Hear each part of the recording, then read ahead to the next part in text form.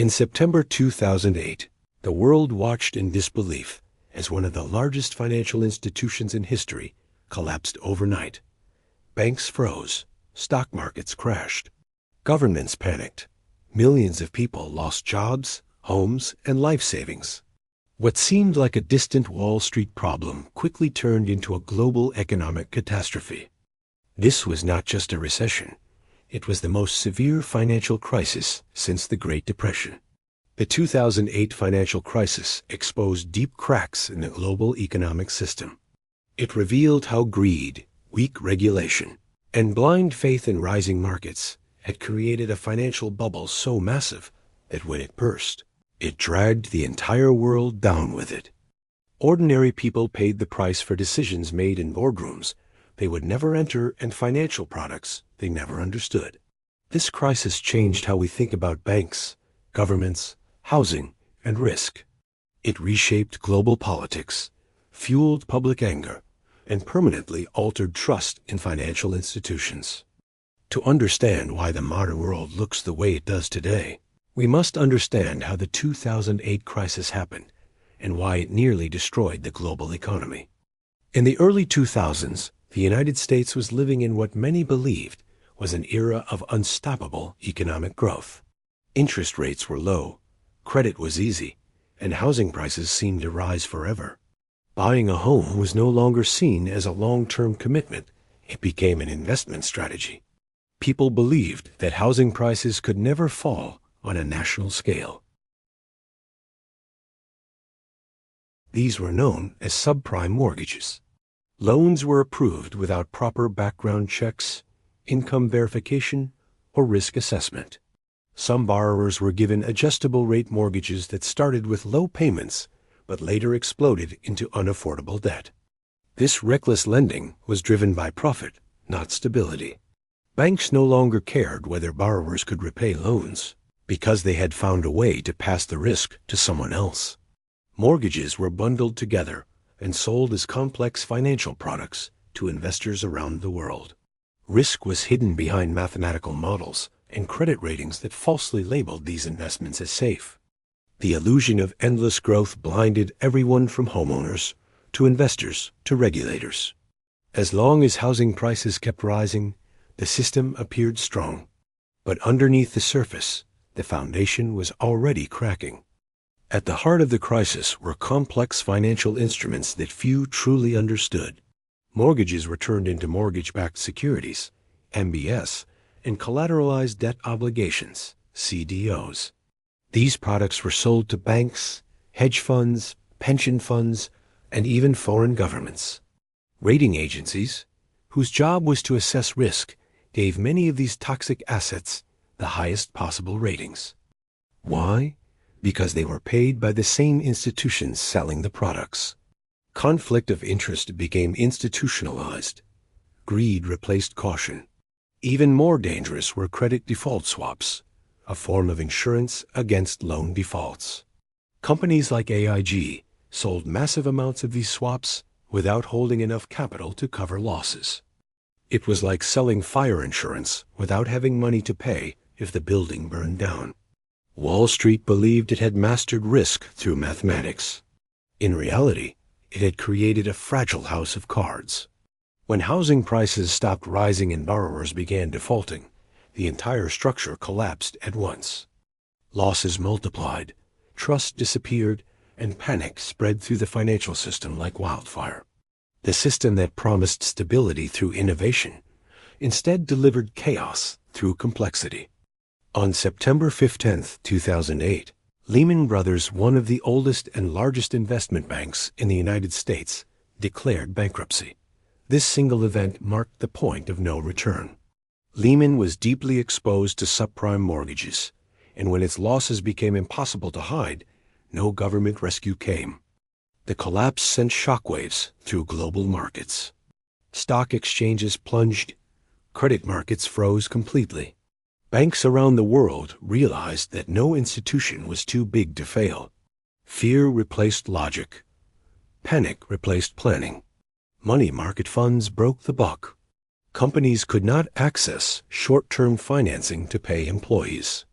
International trade slowed as banks refused to issue credit. Lehman's failure was not just the fall of a company, it was the collapse of confidence itself. Governments quickly realized they had underestimated the crisis. Letting Lehman fail was meant to teach Wall Street a lesson, but instead it unleashed financial chaos on a global scale. The world economy stood on the edge of total collapse. After Lehman's collapse, the financial system entered survival mode. Banks stopped trusting one another. Lending, the lifeblood of the economy, came to a halt. Without credit, businesses could not operate, invest, or grow. Even healthy companies faced bankruptcy simply because cash flow disappeared. Major financial institutions teetered on the edge. AIG, one of the world's largest insurance companies, required an emergency government bailout to prevent total collapse. Without it, losses would have cascaded across global markets within hours. Governments were forced into impossible decisions. Either allow the system to collapse and risk a second Great Depression, or rescue the very institutions that caused the crisis. Trillions of dollars were injected into banks through emergency programs. Interest rates were slashed to near zero. Central banks became lenders of last resort on an unprecedented scale. Public anger exploded. Ordinary people lost jobs and homes, while banks received bailouts. Trust in financial institutions and governments was permanently damaged. The crisis was no longer just financial, it became social and political. The 2008 financial crisis was not confined to the United States. Because financial markets were deeply interconnected, the collapse spread rapidly across the world. European banks that had invested heavily in American mortgage-backed securities suddenly faced massive losses. Countries that relied on international credit discovered that funding had vanished overnight. Iceland's entire banking system collapsed. Major European banks required government rescues. Emerging markets suffered capital flight as investors rushed to safety. Global trade contracted sharply, causing factories to close and export-dependent economies to suffer severe downturns. What began as a housing problem in the United States became a synchronized global recession. Currency markets destabilized, stock exchanges plunged, and governments around the world scrambled to respond. For the first time in decades, the world faced a truly global economic emergency. Nations realized that no country could isolate itself from a financial collapse occurring thousands of miles away. The crisis exposed the dangers of financial globalization without global regulation. The world economy had become tightly connected, but responsibility remained fragmented. When the system failed, everyone paid the price. The political consequences of the 2008 crisis reshaped global politics. Public anger toward banks, corporations, and governments fueled populist movements across the world. People demanded accountability, transparency, and reform. New regulations were introduced, including tighter banking rules and capital requirements. Central banks adopted unconventional policies like quantitative easing, injecting massive amounts of money into the economy. These measures stabilized markets, but also created new risks and controversies. The crisis altered how governments respond to economic emergencies. Central banks gained unprecedented power. Debt levels soared. Trust in institutions declined. The idea that markets always self-correct was permanently challenged. In many ways, the political instability of the following decade, from protests to polarization, can be traced back to the financial collapse of 2008. The crisis did not end. It transformed into long-term uncertainty. The 2008 financial crisis taught the world painful but essential lessons. It revealed that financial innovation without responsibility can become a weapon of mass destruction.